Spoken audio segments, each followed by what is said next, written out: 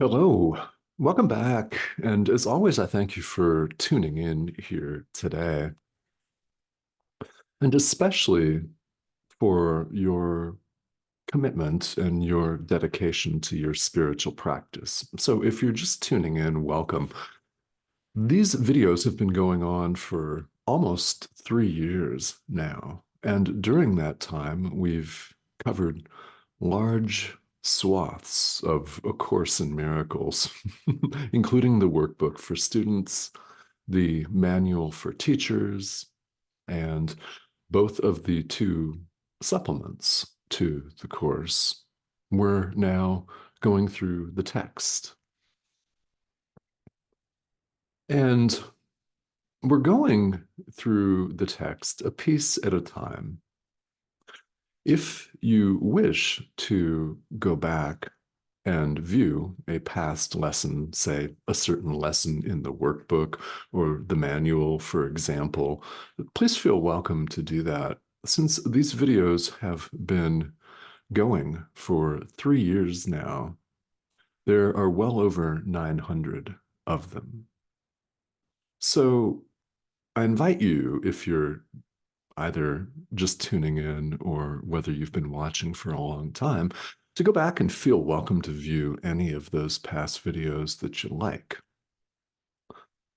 Because there are several new videos recorded each week, that list just continues to grow. So let's just narrow it down to right now, which is all we have, the current discussion, where something will be said. You'll hear something, you'll get a message, whatever that may be, from your inner teacher that will be exactly the message that you're meant to hear today. What exactly that is, I have no way of knowing,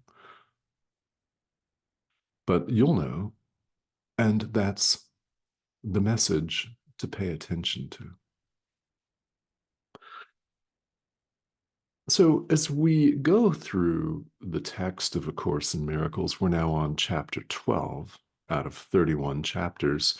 We've been spending a lot of time talking about something that's very fundamental to the study and practice of this curriculum, and that's everything that we do, everything that we say, anything that someone else does, your brother, anything that a person does is either an expression of love or it's a call for love. This also applies to our thoughts. They're an expression of love or they're a call for love.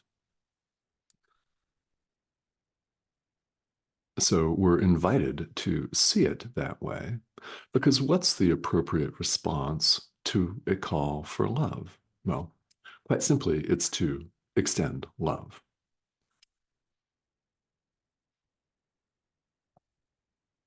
That's the need. What we could call poverty here, and we'll be talking about abundance and poverty and investment, mental investment in this video. Poverty is, well, it's a lack of love, a perceived lack of love, we should say, because we all have it. It's what we are, but we don't recognize it here. So here we appear to find ourselves. Enter this course, enter this series of teachings, and enter our own practice, because this course, a self-study curriculum, is 100% entirely about practical self-application. You do it. This is how we learn. Yes, it's important to understand what Jesus is saying in the text, in the workbook. Yeah, there is some importance to understanding this with the intellectual thinking mind, but understand, of course, that this rational intellectual thinking mind, well, we call it rational. That's just a name that we've given it. It is the mind that acts like a scalpel and cuts and slices and dices and divides and subdivides our experience into what appear to be billions and billions of multiple component parts, each one existing independently of all the other component parts from which it was untimely sliced, if you want to see it that way. So we don't see things as they are. And this intellectual thinking mind will only take you so far. A number of us have invested quite heavily in this mind. It is the mind that is raised to a level of prominence in our education systems. I have one of those big fancy degrees with a D at the end. So I would know. I've invested very heavily in the values of this world. Maybe some of you have too. So we understand that while the intellectual thinking mind can help us, it can also serve as a limitation, a very pronounced limitation, if we just leave it at that, because we see as we go forward, it is not enough simply to understand these teachings intellectually. We learn this material, and we could say this about all spirituality. We learn by putting it into practice through our practical application. We learn through doing it. What happens then? Something very powerful and critical for us to understand is that our experience, when we do it, when we really do it, our experience proves to us that the ideas that we're studying are true. Everything we talk about, yeah, it works. It's true. How do you know? Do it. Then you'll really be convinced. Then you'll really learn. This is simply a pixelated image on your screen. It looks like a talking head. When something lands for you, it's your inner teacher. And if you get a message to forgive the Son of God today, at every opportunity, do it. I hope you do.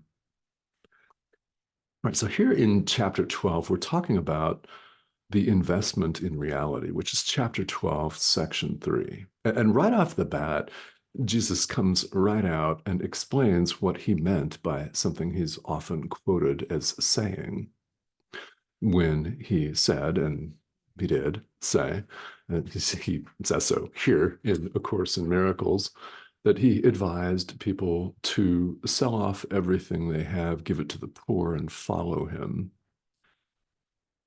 Here's what he meant by that.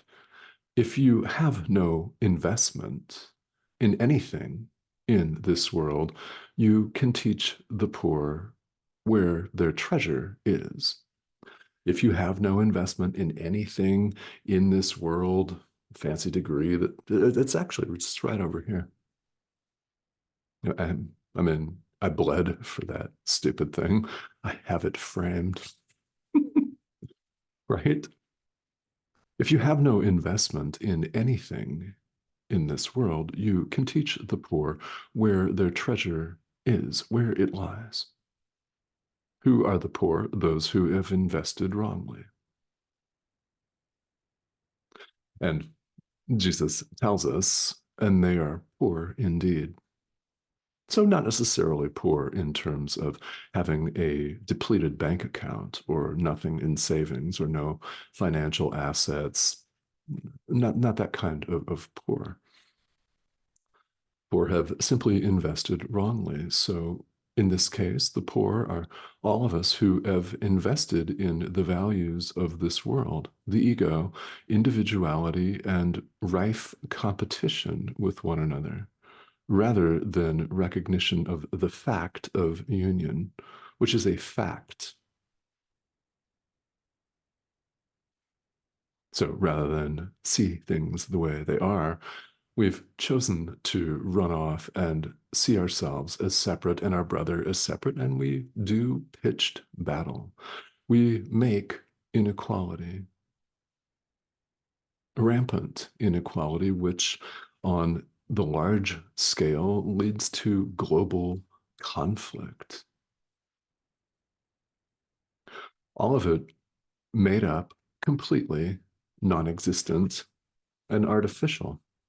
But when we invest in it, we make it real for ourselves. And, well, that is being poor, not investing in what really matters. So, where is our treasure? Well, it's within. It is, it's within. So, what's going on right now is that the Holy Spirit is teaching us where our treasure is as we withdraw our investment from the things in this world. So, what does this mean? This trips up a lot of students, and it makes sense why it would.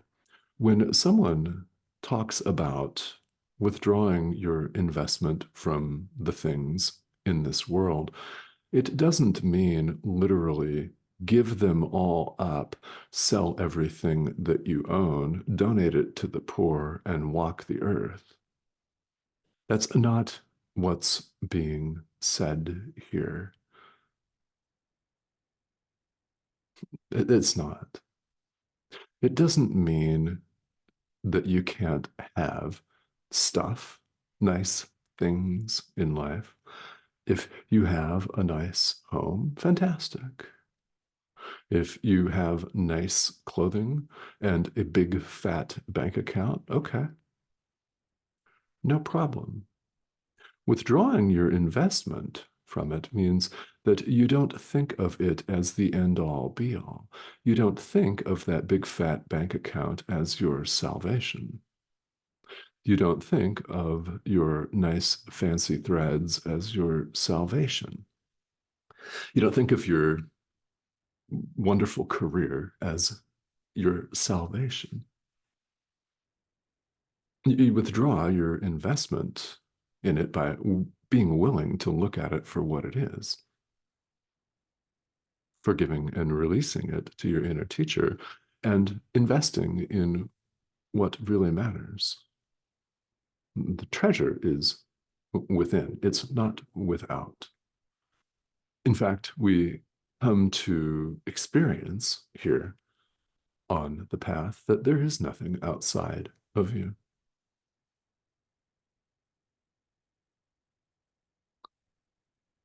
Well, if you're just hearing that for the first time, allow me to repeat there is nothing outside of you. Where would your treasure therefore be? Exactly.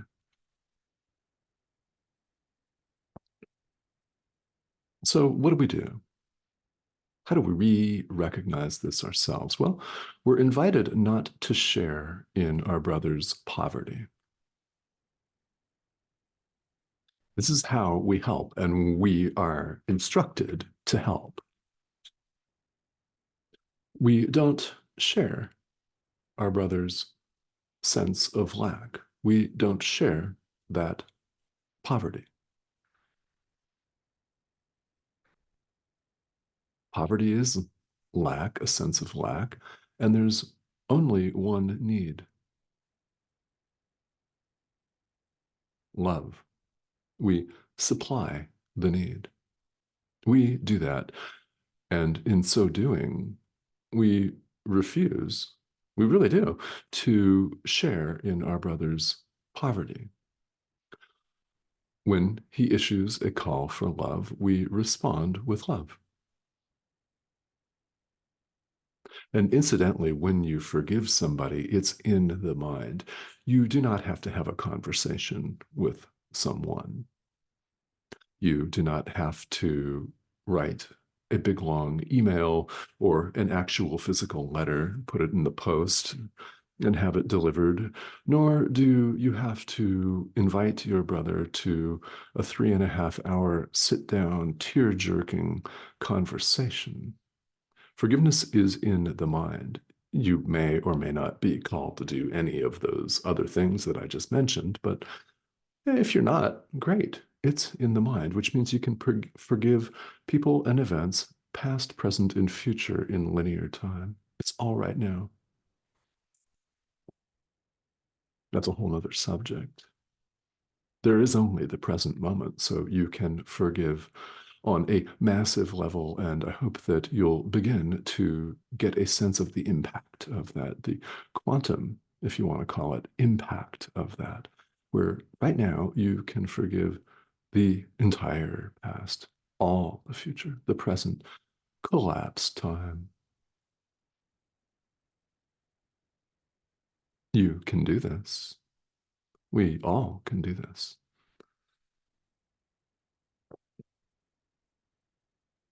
So, what we're invested in, whether it's in salvation or maintaining the sense of separation, it's always related to what we think salvation is. So, when someone behaves badly, when you behave badly, when anyone behaves badly, they're invested in the ego because they believe that that is their salvation, lashing out. People acting badly on social media believe it's their salvation to lash out and criticize and blame and condemn people or entire groups of people as wrong, as evil, lots of other adjectives, many of them profane.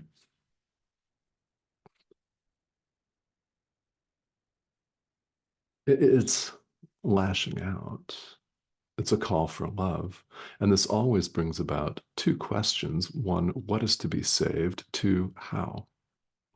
So when someone lashes out in judgment and blame, they believe that it is the ego, their sense of individuality, their sense of separate self that is to be saved. How? Attack, lashing out at this group of people because they look differently than you, or because they live in another part of the world, or they held a different view than you do.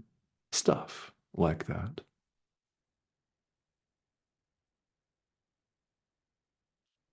So,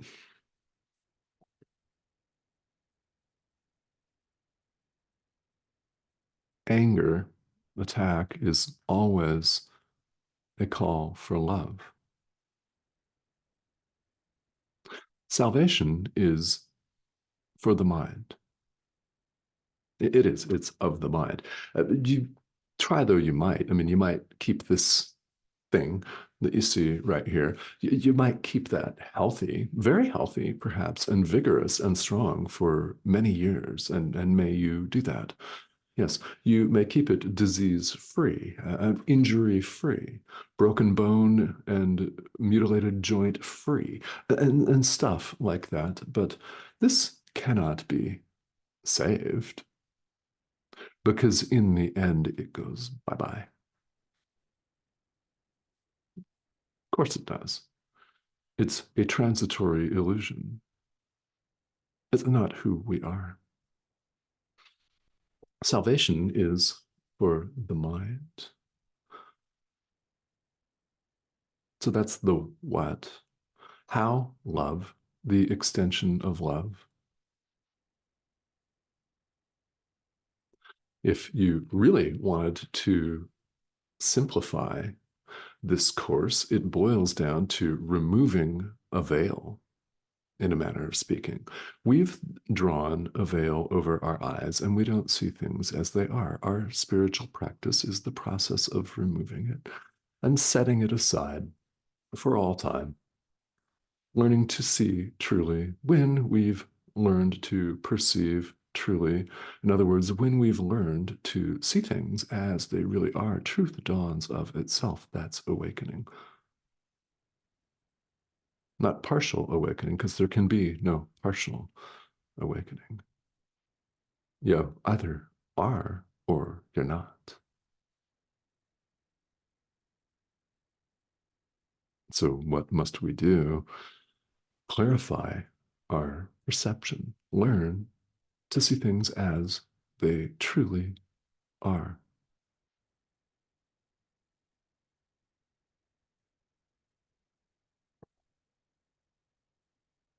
So let's wrap this discussion up just by stating that we all know that those who lash out are poor. They've invested wrongly. They've invested in a false, inaccurate sense of individuality. And they vacillate between feeling really superior to everyone else and really inferior to everyone else. It's a yo yo, as we all know from personal experience, because we've all been there. We've all lashed out and judged and blamed and allowed our anger and fear and hatred to get the better of us many times, perhaps even today. Because we've all experienced this, it applies to all of us. So, this lashing out, any attack, is a call for love. The appropriate response is to extend love. Those who attack are poor. They ask for gifts. What is the appropriate gift? Love. It doesn't do anyone any good to lash out in response, does it? Because we make their sense of separation real. We make it real to ourselves by lashing out and getting involved in some sort of a drama or a conflict. It's not necessary to do, as we all know. Habitually, we may find ourselves getting sucked right back into that. And well, to the extent that you are, when you recognize that you are, that is the time to course correct by simply becoming aware of what's going on and in your mind, forgiving the situation, the person, yourself. You may find that you need to withdraw and give yourself some physical space if this conflict is taking place right in front of you live. Definitely. But that's what we do.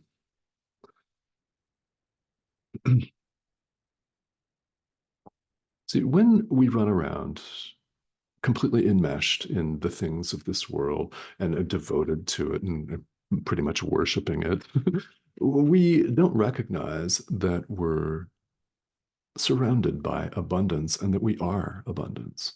We don't recognize the truth of who we are. We don't see who we are, what we are, where we are. We don't see reality.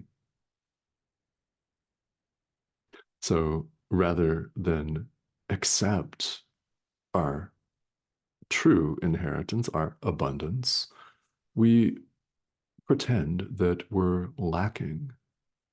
And we're invited to take these ideas to heart and to practice them.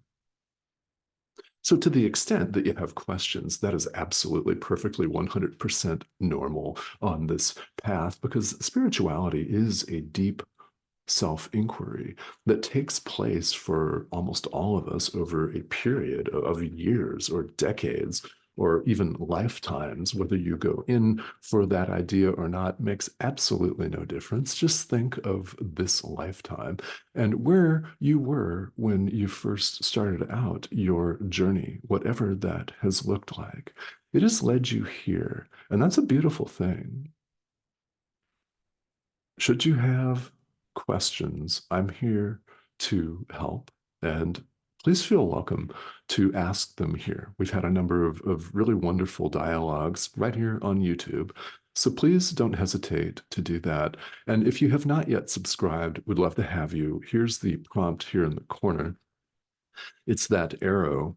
Click that, hover over that. You'll be invited to subscribe and join us. And I hope that you may, as I mentioned at the outset, these videos have been going on for 3 years and they're going to continue because there is a constant demand in this world for inner peace. And I'm here to help you get that. All right. So thank you, as always, for tuning in. I'll talk to you all very soon.